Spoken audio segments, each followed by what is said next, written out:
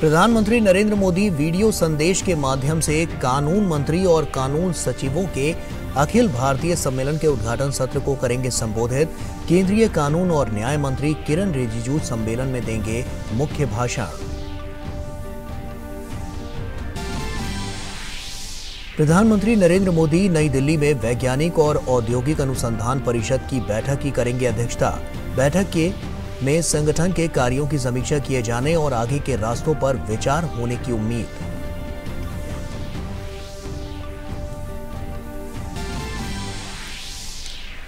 केंद्रीय वित्त मंत्री निर्मला सीतारमण ने प्रमुख अर्थव्यवस्थाओं में जारी मंदी पर जताई चिंता। वैश्विक प्रतिकूलताओं के बावजूद IMF और विश्व बैंक की विकास समिति की बैठक में भाग लिया। कहा, भारत ने खाद्य सुरक्षा को सफलतापूर्वक रखा बरकरार।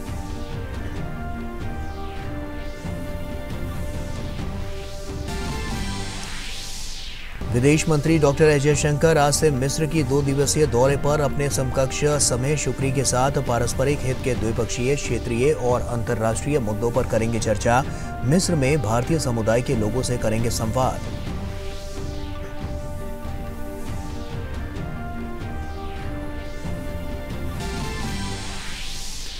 तुर्की में कोयला खदान में विस्फोट होने से 25 श्रमिकों की मौत। 11 श्रमिक खदान से निकलने में रहे सफल। राहत और बचाव कार्य तेजी से जारी।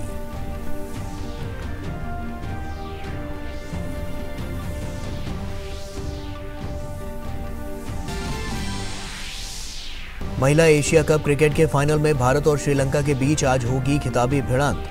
अब तक के प्रतियोगिता के 8 फाइनलों में पहुंची भारतीय टीम आज 7वीं बार खिताब पर कब्जा करने की करेगी कोशिश।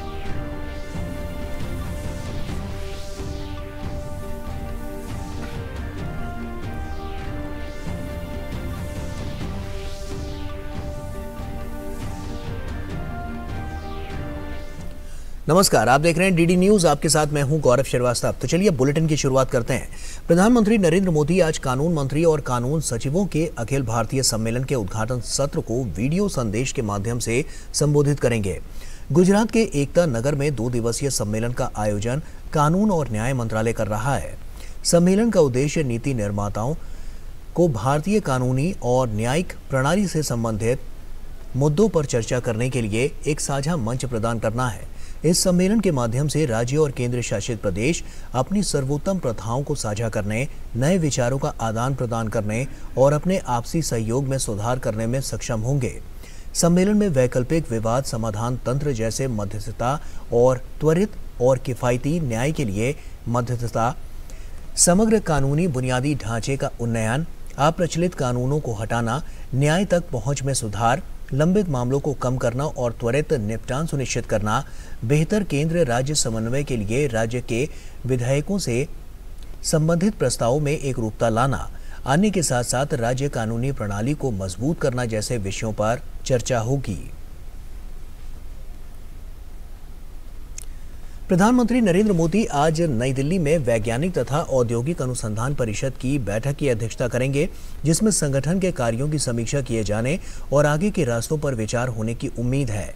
वैज्ञानिक तथा औद्योगिक अनुसंधान परिषद सोसाइटी का गठन 2019 में किया गया था और सोसाइटी का कार्यकाल 3 वर्षों का होता है। प्रधानमंत्री CSIR सोसाइटी के अध्यक्ष होते हैं। ये सोसाइटी परिषद की सर्वोच्च निकाय है, जिसकी बैठक आमतौर पर वर्ष में एक बार होती है। इस बैठक में विज्ञान एवं प्रौद्योगिकी मंत्री डॉक्टर जितेंद्र सिंह, वित्त मंत्री निर्मला सीतारमण, वाणिज्य मंत्री पीयूष गोयल भी हिस्सा लेंगे। इसके अलावा बैठक में सरकार के प्रधान वैज्ञानिक सलाहकार अजय सूद के अलावा NTPC, BHAL, गेल, HAL सहित कुछ सार्वजनिक क्षेत्र के उद्यमों के अध्यक्ष, सह प्रबंधक, निदेशक भी हिस्सा लेंगे। इसमें 12 शिक्षाविद एवं वैज्ञानिक हिस्सा लेंगे। वित्त मंत्री निर्मला सीतारमण ने प्रमुख अर्थव्यवस्थाओं में जारी मंदी, कमोडिटी की कीमतों में वृद्धि और वित्तीय स्थितियों के कारण अर्थव्यवस्था के लिए प्रमुख नकारात्मक जोखिमों पर चिंता व्यक्त की। वॉशिंगटन डीसी स्थित आईएमएफ मुख्यालय में अंतर्राष्ट्रीय मुद्रा और वित्तीय समिति की बैठक को संबोधित करते हुए केंद्रीय वित्त मंत्री निर्मला सीतारमण ने कहा कि वैश्विक बाधाओं के बावजूद भारतीय अर्थव्यवस्था सही दिशा में बनी रहेगी। इसके अलावा उन्होंने वित्त वर्ष 2022 से 23 में भारतीय अर्थव्यवस्था 7% की दर से बढ़ने का अनुमान जताया। इसके साथ ही वित्त मंत्री ने भारत सरकार द्वारा उठाए गए अहम कदमों के बारे में चर्चा की, जिसमें उन्होंने बताया कि भारत ने समाज के गरीब और कमजोर वर्गों के लिए खाद्य सुरक्षा को सफलतापूर्वक बरकरार रखा है। वित्त मंत्री ने 80 करोड़ से अधिक गरीब और कमजोर परिवारों को मुफ्त खाद्यान्न की उपलब्धता सुनिश्चित करने के बारे में अवगत कराया। वित्त मंत्री ने खाद्य सुरक्षा को लेकर कई देशों की मदद करने के लिए आईएमएफ की नई पहल फूड शॉक विंडो की प्रशंसा की। वहीं केंद्रीय वित्त मंत्री ने विकसित देशों से विकासशील देशों को जलवायु, वित्त और कम लागत वाली प्रौद्योगिकियों के हस्तांतरण के महत्व पर भी प्रकाश डाला। बाद में उन्होंने वॉशिंगटन में आईएमएफ और विश्व बैंक की विकास समिति की बैठक में भाग लिया और कहा कि भारत वैश्विक आर्थिक दृष्टिकोण और भू राजनीतिक वातावरण के विषय में चिंतित है।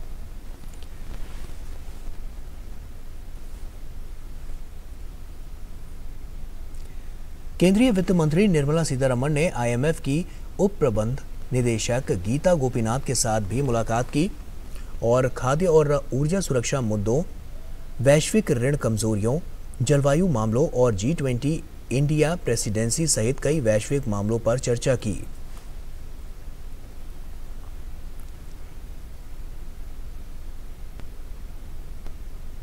विदेश मंत्री डॉक्टर एस जयशंकर आज से मिस्र के 2 दिन के दौरे पर हैं। विदेश मंत्री डॉक्टर एस जयशंकर ने आज मिस्र की राजधानी काहिरा में विदेश नीति के क्षेत्र से संबंधित प्रतिष्ठित हस्तियों से मुलाकात की। विदेश मंत्री डॉक्टर एस जयशंकर ने क्षेत्रीय और वैश्विक राजनीति में दोनों देशों के बीच संबंधों और अंतर्दृष्टि के लिए उनके समर्थन का आभार जताया। अपनी यात्रा के दौरान डॉक्टर जयशंकर मिस्र के विदेश मंत्री से द्विपक्षीय, क्षेत्रीय और अंतर्राष्ट्रीय मुद्दों पर विचार विमर्श करेंगे। वे मिस्र में भारतीय समुदाय के लोगों से संवाद करेंगे। मिस्र भारत का सबसे बड़े व्यापारिक साझेदारों में से एक है। वहीं भारत और मिस्र के बीच मजबूत मैत्रीपूर्ण संबंध रहे हैं। दोनों देश इस वर्ष राजनयिक संबंधों के 75 वर्ष पूरे होने का जश्न मना रहे हैं।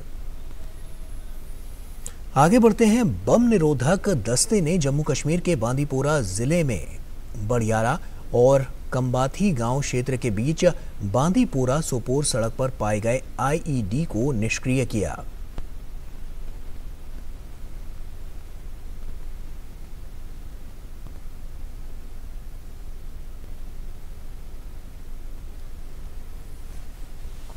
और भारत में अमूमन अगस्त सितंबर तक मानसून की विदाई हो जाती है, लेकिन इस बार देश के कई हिस्सों में अब भी भारी बारिश ने जनजीवन अस्त व्यस्त कर रखा है। देश के कई राज्यों में भारी बरसात बाढ़ में तब्दील हो गई है और लोगों को भारी दिक्कतों का सामना करना पड़ रहा है। तमिलनाडु के मदुराई में भारी बारिश का कहर देखने को मिल रहा है। शहर के कई हिस्सों में बारिश के चलते सामान्य जनजीवन पर काफी असर पड़ा। सड़कों पर जगह जगह जल भराव होने की वजह से लोगों को आवाजाही में भी काफी दिक्कतों का सामना करना पड़ रहा है। गोवा की बात करें तो गोवा के दूधसागर जलप्रपात में जलस्तर बढ़ने के कारण पुल टूट गया। यह घटना शुक्रवार शाम को भारी बारिश के कारण हुई। जलप्रपात से कई पर्यटकों को सुरक्षित बाहर निकाला गया। भारी बारिश के कारण जलप्रपात का जलस्तर बढ़ गया। जलस्तर में इस वृद्धि के कारण क्रॉसिंग के लिए इस्तेमाल किया जाने वाला पुल ढह गया। वहीं लोगों को सुरक्षित स्थानों पर स्थानांतरित कर दिया गया है। राज्य के कई हिस्सों में दिन भर भारी से मध्यम बारिश हुई है। और जम्मू कश्मीर में एप्पल टावर के नाम से मशहूर उत्तरी कश्मीर का सोपोर अब कीवी का गढ़ बनता जा रहा है। सोपोर कस्बे के कई किसानों ने कीवी की खेती शुरू कर इलाके में नई परंपरा शुरू कर दी है। कीवी की फसल के शानदार नतीजे सामने आ रहे हैं। कीवी के सेवन से कई प्रकार के स्वास्थ्य लाभ हैं। वहीं साथ ही इसकी फसल को कीटनाशकों के छिड़काव की आवश्यकता नहीं पड़ती है। वहीं बाजार में भी ये अच्छी कीमतों पर बिकती है। 2002 में बारामूला जिले में प्रयोग के तौर पर बागवानी विभाग ने एक प्रदर्शनी बाग विकसित किया था। बागवानी विभाग का ये प्रयोग सफल भी रहा।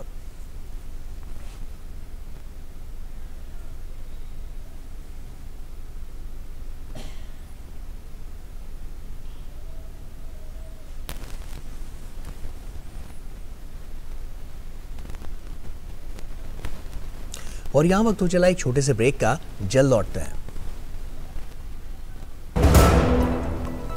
जल्दी करो यार, प्लीज जल्दी। दूसरा कोई मैच है क्या? ऐसा ही कुछ है यार, बैंक जाना है दादाजी को लेके। हाँ यार, उम्र होने पर कभी कभी मदद तो लगती है, पर बैंकिंग में नहीं।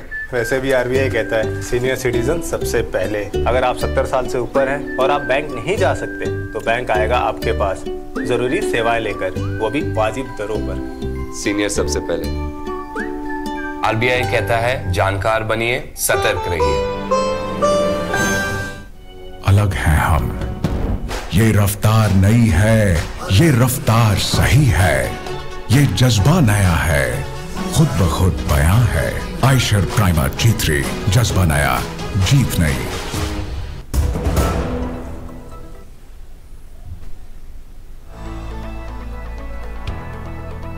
क्या आप अपनी स्टार्टअप को तेजी से ग्रो करना चाहते हैं और अपनी स्टार्टअप को ग्रो करने में आपको बहुत सारी दिक्कतें आ रही हैं? स्टार्टअप करने के लिए, अपनी कंफर्ट जोन से बाहर निकलने के लिए क्या आपको भी बहुत डर लग रहा है? स्टार्टअप करना है ना, तो स्टार्टअप चैंपियन से सीखो। देखिए startupchampions.o डीडी नेटवर्क पर।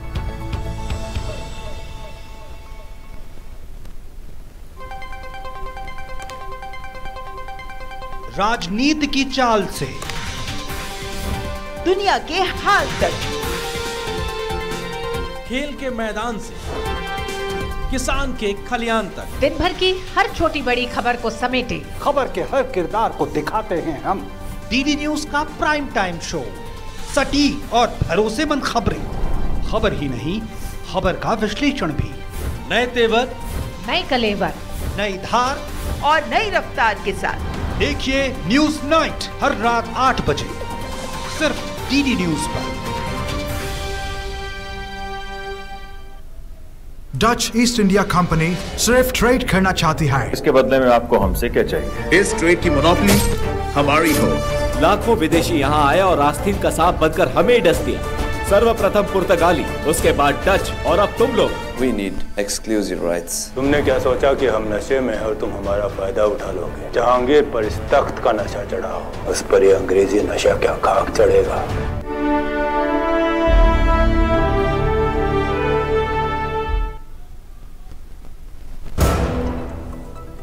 अलग हैं हम, ये रफ्तार नई है, ये रफ्तार सही है, ये जज्बा नया है, खुद ब खुद बयां है।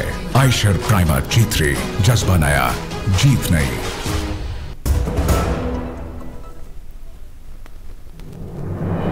मन की बात है जन जन की, संघर्षों के कुछ किस्से, कहानी कुछ सफलताओं की, अनकही विरासत की, उम्मीदें नए भारत की। महीने के आखिरी रविवार का रहता है इंतजार, मलयाचल के आंचल से विंध्याचल के आंगन तक, ब्रह्मपुत्र के घाट से हिमालय के विस्तार तक होती है मन की बात प्रधानमंत्री के साथ। तो सुनिए इस महीने 30 अक्टूबर सुबह 11 बजे मन की बात आकाशवाणी और दूरदर्शन के सभी चैनलों पर। आप भी माननीय प्रधानमंत्री के मन की बात का हिस्सा बन सकते हैं। इसके लिए आप अपने सुझाव post box number 111 Akashvani Delhi पर भेज सकते हैं और नमो ऐप या माईगॉव के ओपन फोरम में पोस्ट कर सकते हैं। तो सुनिए इस महीने 30 अक्टूबर सुबह 11 बजे मन की बात। तो ब्रेक के बाद एक बार फिर से आप सभी का स्वागत है। कृतज्ञ राष्ट्र आज मिसाइल मैन के नाम से मशहूर भारत रत्न विजेता और पूर्व राष्ट्रपति डॉक्टर APJ अब्दुल कलाम को जयंती पर उनकी नमन कर रहा है। डॉक्टर अब्दुल कलाम की जयंती पूरी दुनिया में विश्व छात्र दिवस के रूप में मनाती है। संयुक्त राष्ट्र संघ ने डॉक्टर अब्दुल कलाम को दुनिया भर के छात्रों को प्रेरित करने वाले छात्र के रूप में सम्मानित करते हुए 15 अक्टूबर 2010 से विश्व छात्र दिवस मनाने की घोषणा की थी। डॉक्टर APJ अब्दुल कलाम का जन्म 15 अक्टूबर 1931 को हुआ था। 21वीं सदी के भारत को समर्थ, सशक्त और सक्षम बनाने में उनका योगदान अतुलनीय रहा है। उनके आदर्श और अनमोल विचार युवाओं के प्रेरणा स्रोत हैं। प्रधानमंत्री नरेंद्र मोदी ने डॉक्टर एपीजे अब्दुल कलाम की जयंती पर उन्हें नमन किया। उन्होंने ट्वीट के माध्यम से कहा, हमारे पूर्व राष्ट्रपति डॉक्टर एपीजे अब्दुल कलाम को श्रद्धांजलि। एक वैज्ञानिक और एक राष्ट्रपति के रूप में हमारे देश के लिए उनका योगदान बहुत सराहनीय है। डॉक्टर एपीजे अब्दुल कलाम ने समाज के हर वर्ग के साथ तालमेल बिठाया। इसके साथ ही उन्होंने एक वीडियो भी साझा किया।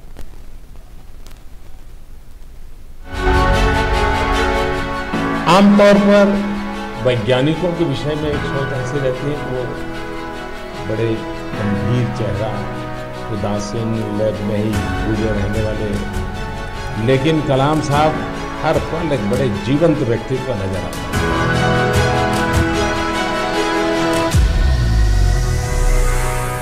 जैसे उनके बाल थे वैसा उनके भीतर एक बालक था। कलाम साहब चैलेंजेस की तलाश में थे, कौन से नहीं चैलेंज, उस चैलेंज को कैसे उठा लें और उस चैलेंज को पार कैसे करें, और यही उनके हर पल जीवन में है।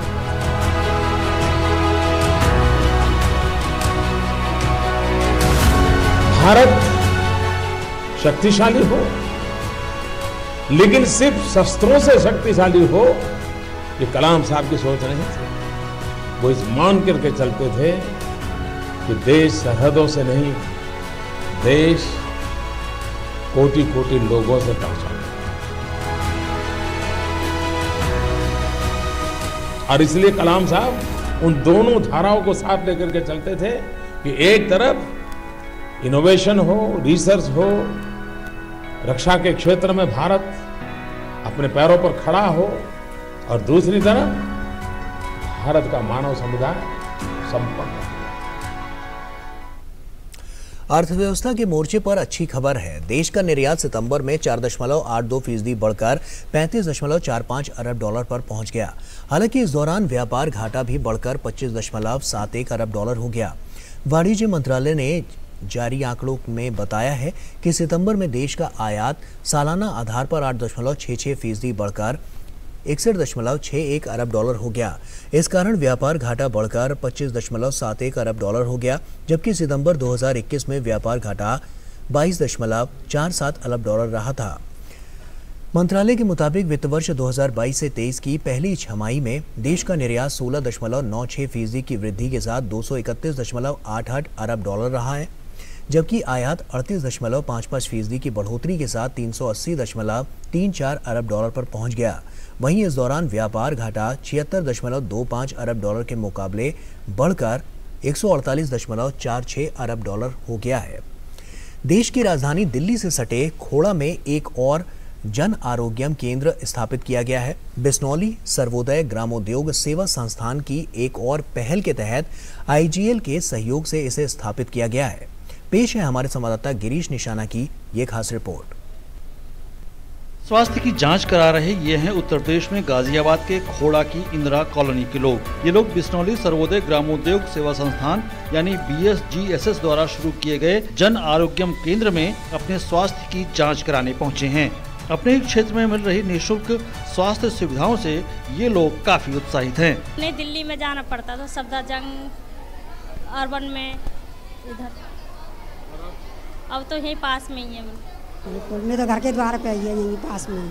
बहुत सुविधा हो गई, दूर भागने में चला नहीं जाता था, अब पास में बहुत सुविधा अच्छी है। अपने चल रहे जन आरोग्यम स्वास्थ्य आउटरीच कार्यक्रम को और विस्तारित करने की दृष्टि से बिस्नौली सर्वोदय ग्रामोद्योग सेवा संस्थान ने खोड़ा कॉलोनी में औपचारिक रूप से एक और स्वास्थ्य केंद्र का उद्घाटन किया। ये केंद्र इंद्रप्रस्थ गैस लिमिटेड यानी IGL की CSR पहल के हिस्से के रूप में शुरू किया गया है। Urban health has not received as much focus from the government as its rural counterpart. I am delighted to note that civil society organizations like Bisnoli Gramodyog Seva Sansthan are coming forward to bridge this gap. I also congratulate Indraprasth Gas Limited, which has provided the financial support to the Jan Arogyam community healthcare program in Khoda colony of the Ghaziabad district under its CSR umbrella. I don't think there could be a better utilization of CSR funds than addressing the health needs of the urban poor. काफ़ी सकारात्मक पहल है जिससे और जैसा कि आप यहाँ पे देख पा रहे हैं कि लोग यहाँ पे आ भी रहे हैं, तो इसका मतलब आपको देखने को मिल रहा है कि लोग कितने जागरूक हैं इस चीज़ को लेके। और हम लोग यहाँ पे खोड़ा कॉलोनी में हैं, जो कि मतलब यहाँ पे घनत्व तो काफ़ी ज़्यादा है, यहाँ पे डेंसिटी काफ़ी ज़्यादा है, तो यहाँ पे हेल्थ इश्यूज़ यहाँ पे लगे रहते हैं। तो सिंस इस तरह की कैंपेन से आपके CSR, आपकी जो भी फंडिंग है, आपकी IGL यहाँ पे है, तो it's a good thing, it's a initiative कि हाँ कि जैसे ग्रास रूट लेवल पे हम लोगों को एफर्ट देखने को मिलते हैं, यहाँ पे हम लोगों को आउटकम देखने को मिलेंगे।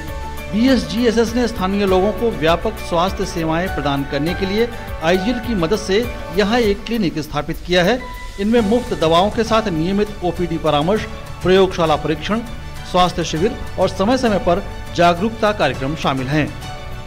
Under this initiative, BSGSS provides health services to the people of Khoda through a fully equipped health clinic with diagnostic facilities.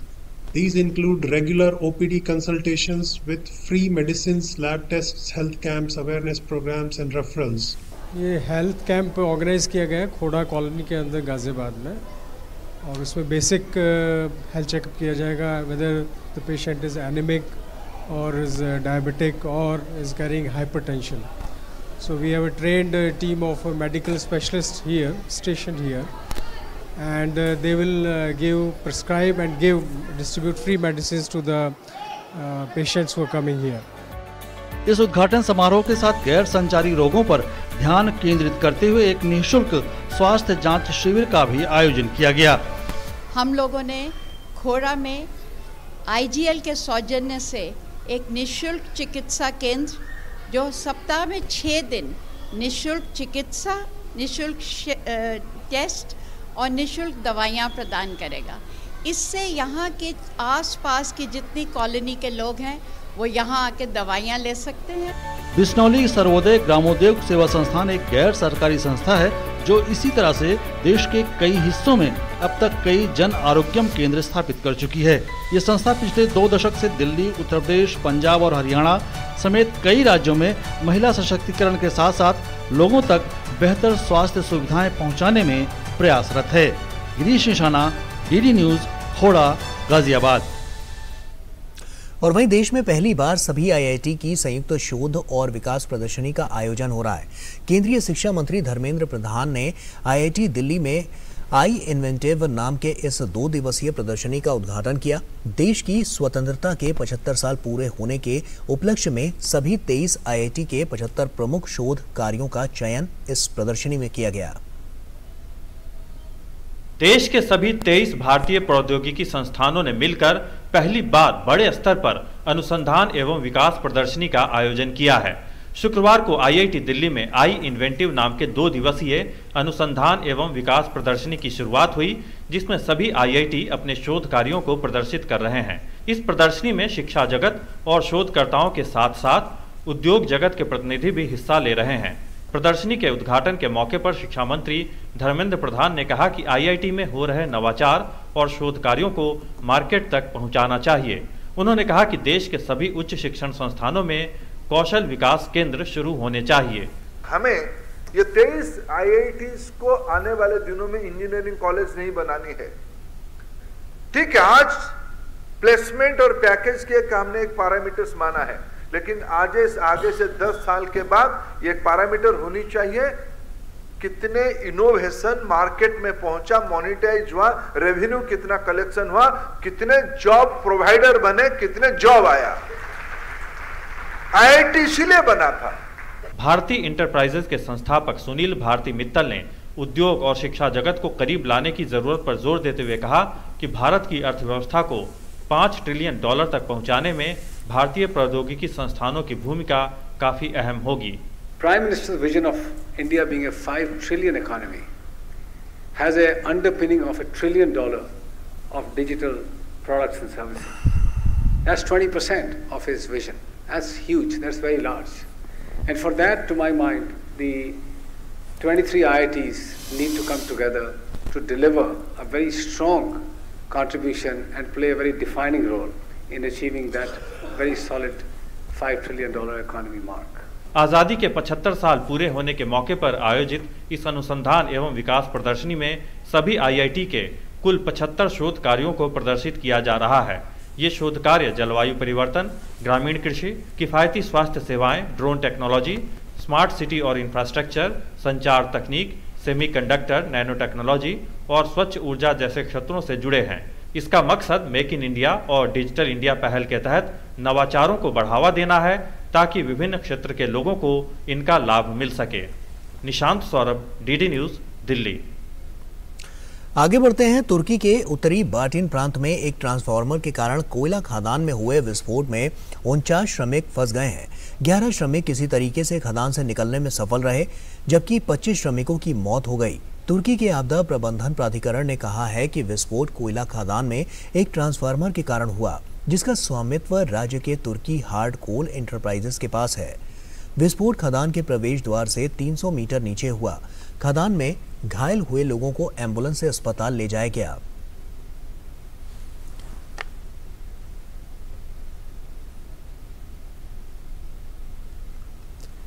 और पाकिस्तान में बलूचिस्तान हाई कोर्ट के पूर्व मुख्य न्यायाधीश मोहम्मद नूर मस्कानजई की गोली मारकर हत्या कर दी गई। बताया जा रहा है कि शुक्रवार शाम मस्जिद से वापस आते वक्त उनको गोली मारी गई।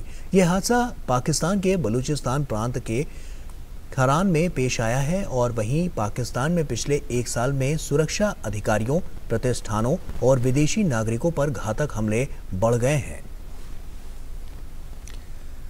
और वहीं पाकिस्तान के पंजाब प्रांत में सार्वजनिक क्षेत्र के निश्तर अस्पताल की छत से लगभग 200 सड़े गले शवों के मिलने की खबर है।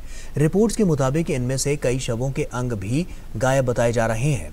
मामले की जांच के लिए एक हाई लेवल कमेटी का गठन किया गया है। इस 6 सदस्यीय समिति को जांच पूरी करने और जिम्मेदारी तय करने के लिए 3 दिन का समय दिया गया है। हंगरी की बात करें तो हंगरी में छात्रों और अभिभावकों ने 2 सप्ताह में दूसरी बड़ी रैली में उन शिक्षकों के समर्थन में विरोध प्रदर्शन किया जिन्हें उच्च वेतन के लिए हड़ताल की कार्रवाई में शामिल होने के लिए निकाल दिया गया था और अन्य को बर्खास्तगी की धमकी भी दी गई थी। इस सप्ताह की शुरुआत में प्रधानमंत्री विक्टर ऑर्बन की सरकार द्वारा 2025 तक विश्वविद्यालय के स्नातकों की औसत कमाई के 80% तक शिक्षकों के वेतन को बढ़ाने की प्रतिज्ञा, जिसमें अगले साल लगभग 5वीं की वृद्धि शामिल है। ऐसे में प्रदर्शनकारियों को शांत करने के लिए बहुत कम किया। ओरबन की सरकार ने कहा है कि यूरोपीय आयोग द्वारा यूरोपीय संघ की रिकवरी फंडिंग जारी करने के बाद वो शिक्षकों के वेतन में वृद्धि करेगी, जिसे एक नियम कानून विवाद के बीच रोक दिया गया है। शिक्षकों के लिए उच्च जीवन स्तर की मांग करने वाले छात्रों, शिक्षकों और अभिभावकों ने पिछले सप्ताह ओरबन के अप्रैल में फिर से चुनाव के बाद से सबसे बड़ा सरकार विरोधी प्रदर्शन किया। ब्रिटेन के प्रधानमंत्री लिज ट्रस ने वित्त मंत्री क्वासी कॉर्डेन को बर्खास्त कर दिया है। प्रधानमंत्री लिज ट्रस ने ये कदम ऐसे वक्त पर उठाया है जब भारत यूके के बीच मुक्त व्यापार संधि को लेकर गतिरोध लगातार बढ़ता जा रहा है। इस फैसले से मौजूदा वित्तीय हालात को लेकर सरकार का संकट और बढ़ सकता है। ब्रिटिश प्रधानमंत्री लिज ट्रस ने कंजर्वेटिव नेतृत्व के पूर्व उम्मीदवार जेरेमी हंट को नया वित्त मंत्री नियुक्त किया है। इसके साथ ही उन्होंने कंपनी कर में कटौती के प्रस्ताव को रद्द कर दिया है। ट्रस्ट ने इस बात की भी पुष्टि की है कि सरकार अप्रैल 2023 से कंपनियों के लिए कर 19 से बढ़ाकर 25% करेगी। और यूक्रेन में युद्ध के बीच राष्ट्रपति व्लादिमीर ज़ेलेंस्की ने कीव में डिफेंडर्स डे मनाने के समारोह के दौरान सैनिकों को सम्मानित किया। यूक्रेन के लिए शहीद होने वालों की याद में एक कार्यक्रम के दौरान 1 मिनट का मौन भी रखा गया। ज़ेलेंस्की ने सैनिकों को गोल्डन स्टार से नवाजा और सैन्य इकाइयों को मानद उपाधियां सौंपी। वहीं राष्ट्रपति व्लादिमीर ज़ेलेंस्की ने शुक्रवार को रूस पर जीत और यूक्रेन के लिए स्वतंत्रता का वादा करते हुए डिफेंडर्स डे मनाया। एक वीडियो संबोधन में ज़ेलेंस्की ने यूक्रेन के सशस्त्र बलों को अपने देश की रक्षा करने के लिए धन्यवाद दिया। उन्होंने कहा कि यूक्रेन से जो कुछ भी छीना गया है उसे वापस लिया जाएगा और कोई भी सैनिक कैद में नहीं रहेगा। 24 फरवरी से यूक्रेन पर किए गए रूस के आक्रमण ने हजारों लोगों की जानें ले ली हैं, जबकि लाखों लोग विस्थापित भी हुए हैं और कई शहरों में तबाही हुई है। यूक्रेन पर रूसी आक्रमण ने वैश्विक अर्थव्यवस्था को नुकसान भी पहुंचाया है। अंतर्राष्ट्रीय मुद्रा कोष के सदस्य देशों ने शुक्रवार को रूस से यूक्रेन में युद्ध समाप्त करने का आह्वान किया। IMF की संचालन समिति की अध्यक्ष नादिया कैल्विनो ने कहा है कि यूक्रेन में युद्ध मुद्रास्फीति को बढ़ावा देने वाला सबसे बड़ा कारक है। उन्होंने कहा कि रूस यूक्रेन युद्ध ने वैश्विक विकास को धीमा करने और मुद्रास्फीति को बढ़ाने के नए जोखिम पैदा कर दिए हैं। यूक्रेन पर रूसी आक्रमण के विरोध में यूक्रेन समर्थक स्पेन के बार्सिलोना में जमा हुए एक वीडियो फुटेज में प्रदर्शनकारियों को यूक्रेनी झंडे और बैनर पकड़े हुए दिखाया गया है, जिस पर लिखा था कि यूक्रेन में रूसी नरसंहार बंद करो। यूरोपीय आयोग मुख्यालय के सामने प्रदर्शनकारियों ने यूरोप से यूक्रेन को अधिक हथियार देने का भी आह्वान किया। प्रदर्शनकारियों को रूस पर आतंकवादी राष्ट्र का भी आरोप लगाते हुए सुना गया।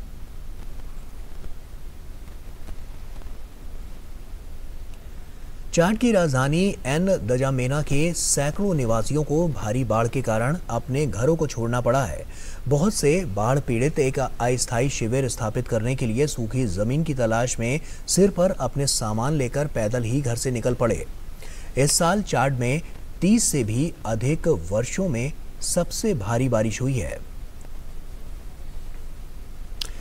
भारत और श्रीलंका के बीच महिला क्रिकेट एशिया कप की खिताबी भिड़ंत आज होगी। वहीं भारत और श्रीलंका की टीम महिला एशिया कप के फाइनल में 5वीं बार आमने सामने होगी। भारतीय टीम ने अभी तक खेले सभी 8 संस्करणों के फाइनल में जगह बनाई है, जिसमें 6 बार टीम इंडिया एशियाई चैंपियन बनी है और जबकि श्रीलंका अपने पहले खिताब के इंतजार में है। शनिवार को महिला एशिया कप T20 के फाइनल में भारत और श्रीलंका की टीमें आमने सामने होंगी। ये मुकाबला बांग्लादेश के सिलहट में खेला जाएगा। पहले सेमीफाइनल में भारत ने थाईलैंड को 74 रन से हराया था। वहीं दूसरे सेमीफाइनल में श्रीलंका ने पाकिस्तान को रोमांचक मुकाबले में 1 रन से मात दी और इस तरह भारत और श्रीलंका की टीमें महिला एशिया कप के फाइनल में 5वीं बार आमने सामने होंगी। गौरतलब है कि ये महिला एशिया कप का 8वां संस्करण है और टीम इंडिया सभी 8वें संस्करण के फाइनल में पहुंची है। 2004 में शुरू हुए इस टूर्नामेंट को 2008 तक वनडे फॉर्मेट में ही खेला गया। वहीं 2012 से अब तक इसे T20 फॉर्मेट में खेला जा रहा है। 2004 में महिला एशिया कप का पहला संस्करण श्रीलंका में आयोजित हुआ था। तब भारत ने शीर्ष पर रहते हुए टूर्नामेंट 5-0 से जीता था। इसके बाद 2005 महिला एशिया कप ये नॉकआउट राउंड के हिसाब से खेला जाने लगा।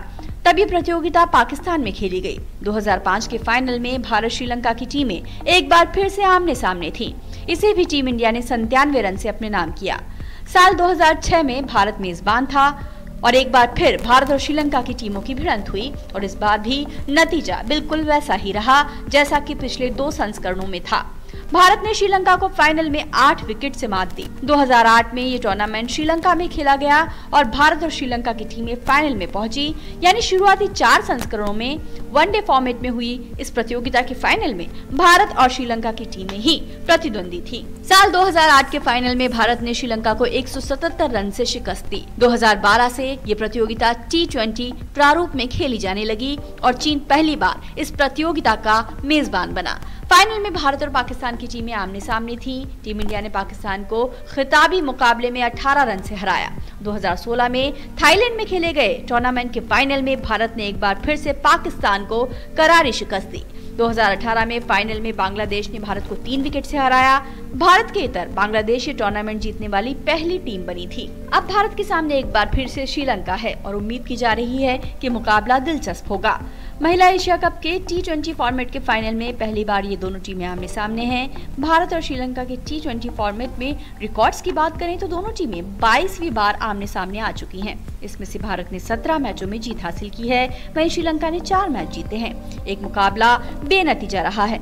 महिला एशिया कप में दोनों ही टीमें 3 बार आमने सामने हुई हैं। तीनों मैच भारत ने जीते। ऐसे में कागजों पर तो भारत का पलड़ा ही भारी दिखाई दे रहा है और टीम इंडिया अपने 7वें एशियाई खिताब के बेहद करीब भी है। भारत और श्रीलंका 2 ही ऐसी टीमें हैं जो 2004 से लेकर अब तक महिला एशिया कप खेल रही हैं। Sports desk DD news. और वहीं भारतीय महिला टीम फीफा अंडर 17 महिला विश्व कप से बाहर हो गई है। कल रात भारत को अपने दूसरे ग्रुप स्टेज के मैच में मोरक्को से 3-0 से हार का सामना करना पड़ा। और आइए अब आपको सुनवाते हैं प्रधानमंत्री नरेंद्र मोदी का वीडियो संदेश। नमस्कार। केंद्रीय कानून मंत्री भाई किरण रिजिजू जी, राज्य मंत्री श्री SPC बघेल जी, बैठक में शामिल तमाम राज्यों के कानून मंत्री, सचिव, इस अहम कॉन्फ्रेंस में उपस्थित अन्य महानुभाव, देवी और सज्जनों, देश के और सभी राज्यों के कानून मंत्रियों और सचिवों की ये अहम बैठक स्टैच्यू ऑफ यूनिटी की भव्यता के बीच हो रही है। आज जब देश आजादी का अमृत महोत्सव मना रहा है, तब लोकहित को लेकर सरदार पटेल की प्रेरणा हमें सही दिशा में भी ले जाएगी और हमें लक्ष्य तक पहुंचाएगी भी।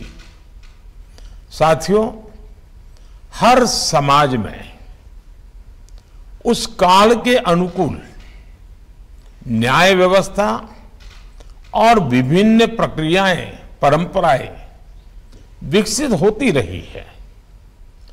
स्वस्थ समाज के लिए, आत्मविश्वास से भरे समाज के लिए, देश के विकास के लिए भरोसेमंद और त्वरित न्याय व्यवस्था बहुत ही आवश्यक है। जब न्याय मिलते हुए दिखता है तो संवैधानिक संस्थाओं के प्रति देशवासियों का भरोसा मजबूत होता है और जब न्याय मिलता है तो देश के सामान्य मानवी का आत्मविश्वास भी उतना ही बढ़ता है। इसलिए देश की कानून व्यवस्था को निरंतर बेहतर बनाने के लिए इस तरह के आयोजन बेहद अहम है। साथियों, भारत के समाज की विकास यात्रा हजारों वर्षों की है। तमाम चुनौतियों के बावजूद भारतीय समाज ने निरंतर प्रगति की है, निरंतरता बनाए रखी है। हमारे समाज में नैतिकता के प्रति आग्रह और सांस्कृतिक परंपराएं बहुत समृद्ध है। हमारे समाज की सबसे बड़ी विशेषता यह है कि वो प्रगति के पथ पर बढ़ते हुए खुद में आंतरिक सुधार भी करता चलता है। हमारा समाज अप्रासंगिक हो चुके कायदे, कानूनों, कुरीतियों, रिवाजों उसको हटा देता है, फेंक देता है। वरना हमने ये भी देखा है कि कोई भी परंपरा हो, जब वो रूढ़ी बन जाती है तो समाज पर वो एक बोझ बन जाती है और समाज इस बोझ के तले दब जाता है। इसलिए हर व्यवस्था में निरंतर सुधार एक अपरिहार्य आवश्यकता होती है। आपने सुना होगा, मैं अक्सर कहता हूं कि देश के लोगों को सरकार का अभाव भी नहीं लगना चाहिए और देश के लोगों को सरकार का दबाव भी महसूस नहीं होना चाहिए। सरकार का दबाव जिन भी बात से बनता है उसमें अनावश्यक कानूनों की भी बहुत बड़ी भूमिका रही है। बीते 8 वर्षों में भारत के नागरिकों से सरकार का दबाव हटाने पर हमारा विशेष जोर रहा है। आप भी जानते हैं कि देश ने 1,500 से ज्यादा पुराने और अप्रासंगिक कानूनों को रद्द कर दिया है। इनमें से अनेक कानून तो गुलामी के समय से चले आ रहे हैं। इनोवेशन और ईज ऑफ लिविंग के रास्ते से कानूनी अड़चनों को हटाने के लिए 32,000 से ज्यादा कंप्लायंसेस भी कम किए गए हैं। ये बदलाव जनता की सुविधा के लिए है और समय के हिसाब से भी बहुत जरूरी है। हम जानते हैं कि गुलामी के समय के कई पुराने कानून अब भी राज्यों में भी चल रहे हैं। आजादी के इस अमृत काल में गुलामी के समय से चली आ रहे कानूनों को समाप्त करके नए कानून आज की तारीख के हिसाब से बनाए जाना जरूरी है। मेरा आपसे आग्रह है कि इस कॉन्फ्रेंस में इस तरह के कानूनों की समाप्ति का रास्ता बनाने पर जरूर विचार होना चाहिए। इसके अलावा राज्यों के जो मौजूदा कानून है उनकी समीक्षा भी बहुत मददगार साबित होगी। इस समीक्षा के फोकस में ईज ऑफ लिविंग भी हो और ईज ऑफ जस्टिस भी हो। साथियों, न्याय में देरी एक ऐसा विषय है जो भारत के नागरिकों की सबसे बड़ी चुनौतियों में से एक है।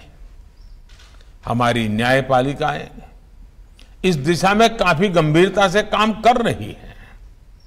अब अमृत काल में हमें मिलकर इस समस्या का समाधान करना होगा। बहुत सारे प्रयासों में एक विकल्प ऑल्टरनेट डिस्प्यूट रिजोल्यूशन का भी है, जिसे राज्य सरकार के स्तर पर बढ़ावा दिया जा सकता है। भारत के गांवों में इस तरह का मैकेनिज्म बहुत पहले से काम करता रहा है। वो अपना तरीका होगा, अपनी व्यवस्थाएं हो, लेकिन सोच यही है हमें राज्यों में लोकल लेवल पर इस व्यवस्था को समझना होगा। इसे कैसे लीगल सिस्टम का हिस्सा बनाया जा सकता है, इस पर काम करना होगा। मुझे याद है जब मैं गुजरात का मुख्यमंत्री था तो हमने इवनिंग कोर्ट की शुरुआत की थी और देश में पहली इवनिंग कोर्ट की वहां शुरुआत हुई। इवनिंग कोर्ट्स में ज्यादातर ऐसे मामले आते थे जो धाराओं के लिहाज से बहुत कम गंभीर होते थे। लोग भी दिन भर अपना कामकाज निपट करके इन कोर्ट्स में आकर न्यायिक प्रक्रिया को पूरा करते थे। इससे उनका समय भी बचता था और मामले की सुनवाई भी तेजी से होती थी। इवनिंग कोर्ट्स की वजह से गुजरात में बीते वर्षों में 9 लाख से ज्यादा केसों को सुलझाया गया है। हमने देखा है कि देश में त्वरित न्याय का एक और माध्यम लोक अदालतें भी बनी हैं। कई राज्यों में इसे लेकर बहुत अच्छा काम भी हुआ है। लोक अदालतों के माध्यम से देश में बीते वर्षों में लाखों केसों को सुलझाया गया है। इनसे अदालतों का बोझ भी बहुत कम हुआ है और खास तौर पर गांव में रहने वाले लोगों को, गरीबों को न्याय मिलना भी बहुत आसान हुआ है। साथियों, आप में ज्यादा लोगों के पास संसदीय कार्य मंत्रालय का भी दायित्व होता है, यानी आप सभी कानून बनने की प्रक्रिया से भी काफी करीब से गुजरते हैं। मकसद कितना ही अच्छा हो, लेकिन अगर कानून में ही भ्रम होगा, स्पष्टता का अभाव होगा, तो इसका बहुत बड़ा खामियाजा भविष्य में सामान्य नागरिकों को उठाना पड़ता है। कानून की क्लिष्टता, उसकी भाषा ऐसी होती है और उसकी वजह से, कॉम्प्लेक्सिटी की वजह से सामान्य नागरिकों को बहुत सारा धन खर्च करके न्याय प्राप्त करने के लिए इधर उधर दौड़ना पड़ता है। इसलिए कानून जब सामान्य मानव की समझ में आता है, उसका प्रभाव ही कुछ और होता है। इसलिए कुछ देशों में जब संसद या विधानसभा में कानून का निर्माण होता है तो 2 तरह से उसकी तैयारी की जाती है। एक है कानून की परिभाषा में टेक्निकल शब्दों का उपयोग करते हुए उसकी विस्तृत व्याख्या करना, और दूसरा उस भाषा में कानून को लिखना और जो लोक भाषा में लिखना, उस देश के सामान्य मानवी को समझ आए उस रूप में लिखना, मूल कानून के स्पिरिट को ध्यान में रखते हुए लिखना। इसलिए कानून बनाते समय हमारा फोकस होना चाहिए कि गरीब से गरीब भी नए बनने वाले कानून को अच्छी तरह समझ पाए। कुछ देशों में ऐसा भी प्रावधान होता है कि कानून के निर्माण के समय ही ये तय कर दिया जाता है कि वो कानून कब तक प्रभावी रहेगा। यानी एक तरह से कानून के निर्माण के समय ही उसकी उम्र, उसके एक्सपायरी डेट तय कर दी जाती है। कानून 5 साल के लिए है, एक कानून 10 साल के लिए है, तय कर लिया जाता है। जब वो तारीख आती है तो उस कानून की नई परिस्थितियों में फिर से समीक्षा होती है। भारत में भी हमें इसी भावना को लेकर आगे बढ़ना है। ईज ऑफ जस्टिस के लिए कानूनी व्यवस्था में स्थानीय भाषा की भी बहुत बड़ी भूमिका है। मैं हमारी न्यायपालिका के सामने भी इस विषय को लगातार उठाता रहा हूं। इस दिशा में देश कई बड़े प्रयास भी कर रहा है। किसी भी नागरिक के लिए कानून की भाषा बाधा न बने, हर राज्य इसके लिए भी काम करे। इसके लिए हमें लॉजिस्टिक्स और इंफ्रास्ट्रक्चर का सपोर्ट भी चाहिए होगा। और युवाओं के लिए मातृभाषा में एकेडमिक इकोसिस्टम भी बनाना होगा। लॉ से जुड़े कोर्सेज मातृभाषा में हो।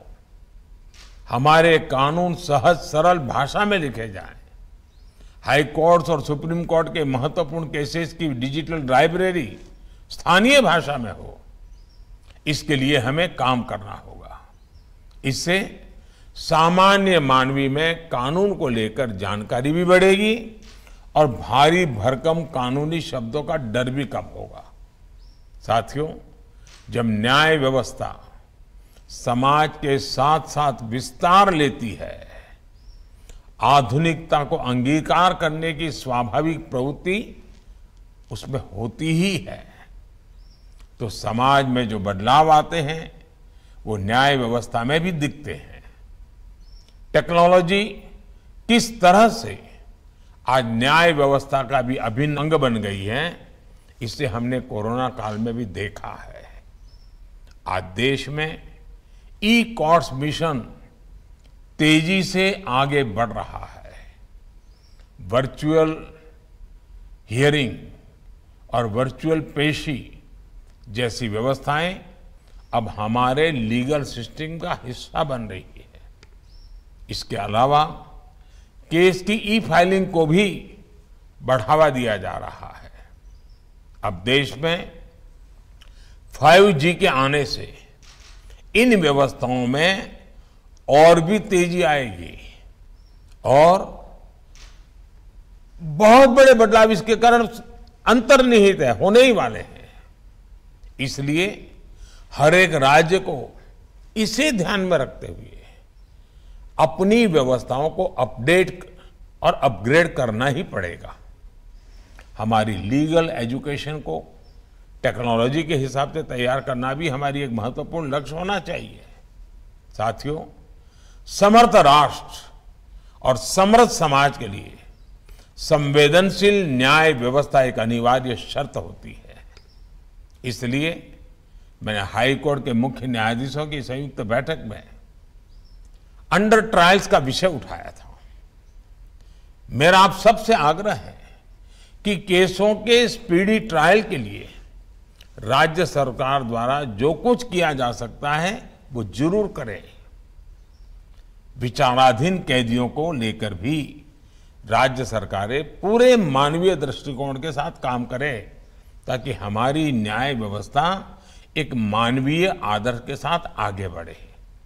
साथियों, हमारे देश की न्याय व्यवस्था के लिए संविधान ही सुप्रीम है। इसी संविधान की कोख से न्यायपालिका, विधायिका और कार्यपालिका तीनों का ही जन्म हुआ है।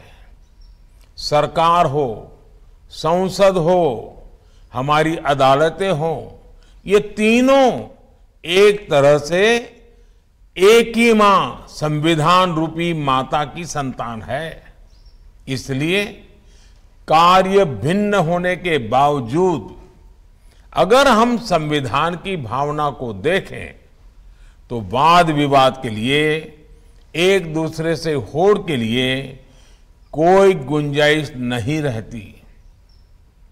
एक मां की संतान की तरह ही तीनों को मां भारती की सेवा करनी है। तीनों को मिलकर 21वीं सदी में भारत को नई ऊंचाई पर ले जाना है। मुझे उम्मीद है कि इस कॉन्फ्रेंस में जो मंथन होगा उससे देश के लिए लीगल रिफॉर्म्स का अमृत जरूर निकलेगा। आप सबसे मेरा आग्रह है कि समय निकाल करके स्टैच्यू ऑफ यूनिटी और उसका पूरे परिसर में जो विस्तार और विकास हुआ है उसको आप जरूर देखें। देश बहुत तेजी से आगे बढ़ने के लिए अब तैयार है।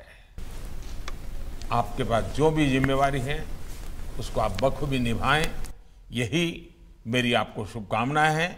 बहुत बहुत धन्यवाद।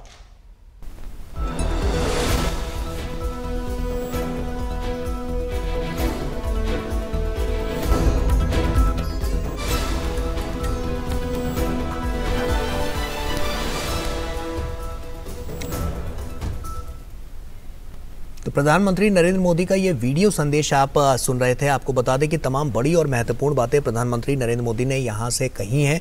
उन्होंने जिस तरह से कहा है कि विधि मंत्रियों और विधि सचिवों का जो ये सम्मेलन है उसको लेकर ये काफ़ी अहम बातें हो जाती हैं, जब प्रधानमंत्री ने ये कहा कि कानून व्यवस्था को और बेहतर बनाने पर जोर दिया जा रहा है, ईज ऑफ लिविंग और ईज ऑफ जस्टिस पर लगातार जोर दिया जा रहा है।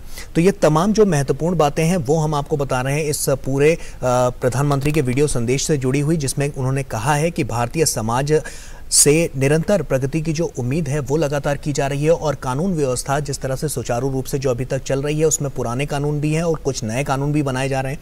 जो नए कानून बनाए जा रहे हैं और कुछ कानूनों में उनको और ज़्यादा इम्प्लीमेंट किया जा रहा है, ऐसे में त्वरित न्याय व्यवस्था बहुत ज़्यादा ज़रूरी है। गुजरात का एक उन्होंने जिक्र भी किया जिसमें इवनिंग अदालत की बात जो उन्होंने कही थी कि शाम को जो अदालत लगाई जाती थी, जो छोटे मोटे केसेस होते थे वो वहां पर हल कर दिए जाते थे। ऐसे में प्रधानमंत्री ने इस बात पर भी बड़ा जोर दिया है कि जो त्वरित न्याय व्यवस्था है वो काफ़ी ज़रूरी है आने वाले समय के लिए। और आज जो स्थितियां हैं, क्योंकि बहुत सारे केसेस ऐसे हैं जो पहले से पेंडिंग पड़े हैं और उन पर अब फोकस रखने की ज़रूरत है और एक एक केस को लगातार हैंडल करने की ज़रूरत है। इसके अलावा जो प्रधानमंत्री ने मुख्य बातें कही हैं उसमें उन्होंने ये भी कहा है कि न्याय मिलने से लोगों में आत्मविश्वास और ज़्यादा बढ़ता है। तो ऐसे में जब लोगों को न्याय मिलता है तो कहीं ना कहीं उनका आत्मविश्वास और ज़्यादा बढ़ता है और जिससे वो आगे बढ़कर देश के साथ कदम से कदम मिलाकर चलते हैं। जब न्याय व्यवस्था वहाँ पर सुचारू रूप से चलती है तो कहीं ना कहीं लोग जो होते हैं वो और मजबूत होते हैं और जिससे देश जो है वो और ज़्यादा मजबूत होता है। लॉजिस्टिक्स की उन्होंने बात कही कि लॉजिस्टिक्स और इंफ्रास्ट्रक्चर का सहयोग भी काफ़ी ज़्यादा ज़रूरी हो जाता है। और सबसे अहम जो बात प्रधानमंत्री नरेंद्र मोदी ने अपने इस वीडियो संदेश में कही, उन्होंने कहा है कि कानून की जानकारी को बढ़ाने की आवश्यकता है और कानून की पढ़ाई भारी भरकम शब्दों में ना होकर आसान शब्दों में रहे, मातृभाषा में रहे, जिससे लोगों को समझने में आसानी हो। तो ये बात भी प्रधानमंत्री नरेंद्र मोदी ने अपने इस वीडियो संदेश में कही है। इसके अलावा भी तमाम उन्होंने बातें कही है, जैसे उन्होंने कहा है कि बड़े बदलावों से न्यायिक व्यवस्था से और ज़्यादा मजबूती और ज़्यादा आसानी आती है। अपग्रेड और अपडेट होने की ज़रूरत है क्योंकि जिस तरह से जो कानून की प्रणाली है उसमें इतना समय ना लगते हुए जल्द से जल्द लोगों को न्याय मिल सके, इसके लिए भी एक व्यवस्था यहाँ पर बनाई जानी चाहिए और जो कि सुचारू रूप से और तेज़ गति से चल सके, जिससे लोगों को जल्द से जल्द न्याय मिल सके। इसको लेकर प्रधानमंत्री ने इस बात पर काफ़ी फोकस किया है और जोर दिया है। न्याय व्यवस्था मानवीय हितों को लेकर आगे बढ़े, ये भी प्रधानमंत्री नरेंद्र मोदी ने कहा है। और वाद विवाद और होड़ के लिए संविधान में किसी तरह की कोई जगह नहीं है और ना ही ये संविधान में कहीं लिखा गया है। तो इसलिए भी जो वाद विवाद लगातार होते रहे हैं, जो होड़ हमेशा से देखने को मिली है लोगों के बीच, जिसकी वजह से लोग न्याय के लिए कानून का दरवाज़ा खटखटाते हैं, तो ऐसे में प्रधानमंत्री ने ये बहुत महत्वपूर्ण बातें कही है। इसके अलावा भी प्रधानमंत्री नरेंद्र मोदी ने तमाम बड़ी और महत्वपूर्ण बातें कही है जो हम आगे के बुलेटिन्स में भी आपको समय समय पर दिखाते रहेंगे, क्योंकि ये संदेश जो प्रधानमंत्री नरेंद्र मोदी का है वो काफ़ी महत्वपूर्ण है और इससे जुड़ी जो तमाम बातें हैं वो आगे भी हम आपके साथ साझा करते रहेंगे। बहरहाल अभी के लिए फिलहाल इस बुलेटिन में इतना ही। हमें और हमारी पूरी टीम को दीजिए इजाजत। नमस्कार।